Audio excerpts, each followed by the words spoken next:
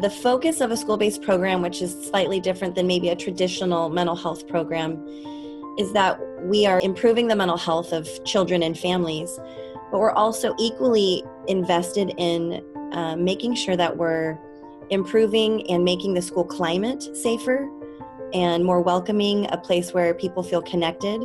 It's important to have mental health on school sites because there are so many families, there are so many people who either don't have the means to get to mental health services otherwise, or are too afraid, or the stigma. We didn't have in the school district any kind of a counseling avenue.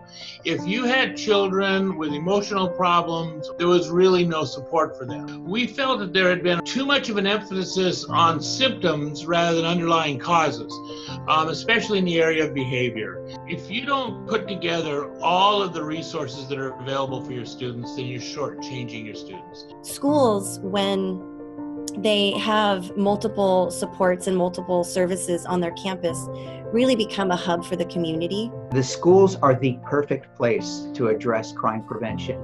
The other part of it is truly a partnership between all the services. And by that, I mean, it's not just the school, it's the police department, it's code enforcement, it's the local service groups, whether it be the YMCA, the Boys and Girls Club. I think the goal and objective of any organization is, how do we create safer, more livable communities? Well, the key answer is we create a community.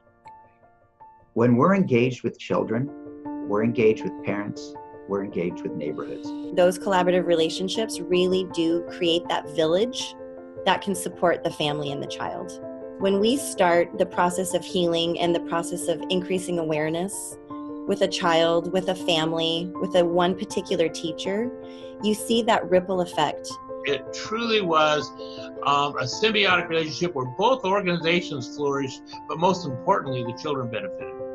We would not be able to move the needle the way we're moving the needle if we didn't have our collaborative relationships with the school districts, with the police department, with other nonprofits who provide other great services that we can connect families to. So really being able to be a champion for one turns into a ripple effect to being a champion for many. Success is its own reward when we look at the kids that attendance goes up and their grades improve, because that's probably one of the strongest indicator in the research I've seen of this kid's later success in life is school attendance and grades. The families and the kids and the teachers that we're working with really need us to be their champions. We need to step out of the traditional box of mental health, and we need to start preventing, and we need to start walking alongside our families and our teachers and our community, that they all really need us. If teachers have this direct connection and they can see the disruptive behavior, they can see the need, and if we have the resources, could we help these kids before they made decisions that would affect them for the rest of their lives? We're seeing a huge tidal wave coming about of people wanting to know about the impact of childhood trauma and how they can prevent it and how they can heal it. It's about one child who is going to grow up successful in life and is flourishing because of our efforts.